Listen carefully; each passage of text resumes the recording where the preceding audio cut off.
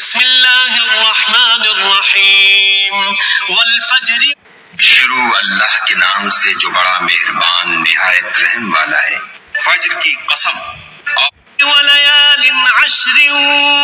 اور 10 راتوں کی، والشفع والوتر، اور جفت اور طاق کی، واللیل اذا یسر، اور رات کی جب جانے لگے، هل فی ذلک قسم لذی حجر، اور بے شک یہ چیزیں عقل مندوں کے نزدیک قسم کھانے کے لائق ہیں کہ کافروں کو ضرور عذاب ہوگا۔ الم تر کیف فعل ربک بعاد، کیا تم نے نہیں دیکھا کہ تمہارے پروردگار نے عاد کے ساتھ کیا کیا، ارم ذات العماد التي جو ارم کہلاتے تھے اتنے دراز قد کہ لم يخلق مثلها في البلاد، کہ تمام ملک میں ایسے پیدا نہیں ہوئے تھے، وثمود الذين جابوا الصخر بالواد،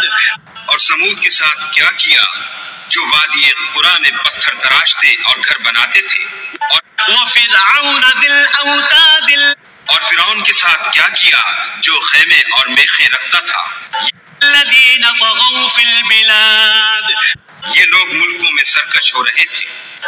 فأكثروا فيها الفساد، اور ان میں بہت سی خرابیاں کرتے تھے،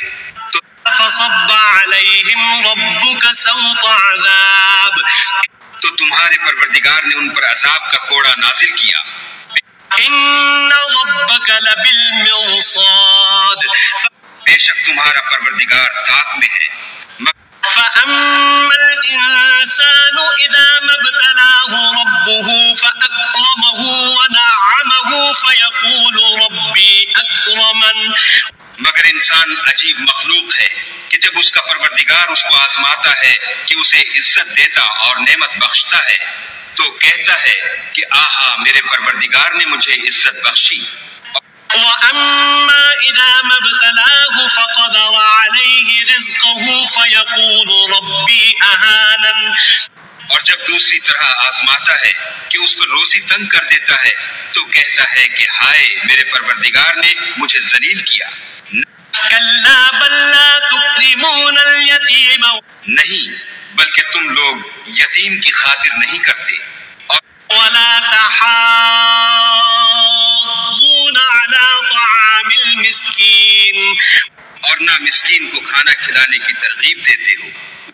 وتأكلون التراث أكلا لما، اور میراث کے مال کو سمیٹ کر کھا جاتے ہو،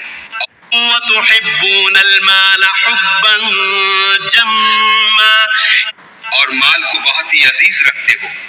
كلا إذا دكت الأرض دكا دكا، تو جب زمین کی بلندی کوٹ کوٹ کر پست کر دی جائے گی، وجاء ربك والملك صفا صفا، اور تمہارا پروردگار جلوہ فرما ہوگا اور فرشتے قطار باندھ باندھ کر موجود ہوں گے، وجيء يومئذ بجهنم يومئذ يتذكر الإنسان وأنى له الذكرى، اور دوزخ اس دن حاضر کی جائے گی تو انسان اس دن متنبہ ہوگا مگر اب انتباہ سے اسے فائدہ کہاں مل سکے گا۔ يقول يا ليتني قدمت لحياتي، کہے گا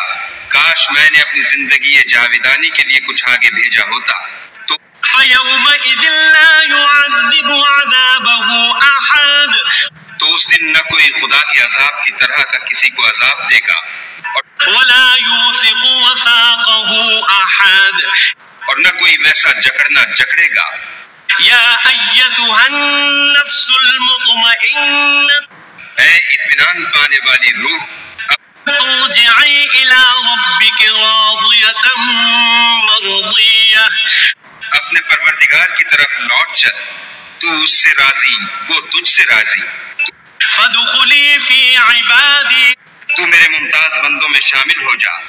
وادخلي جنتي، اور میری بہشت میں داخل ہو جا۔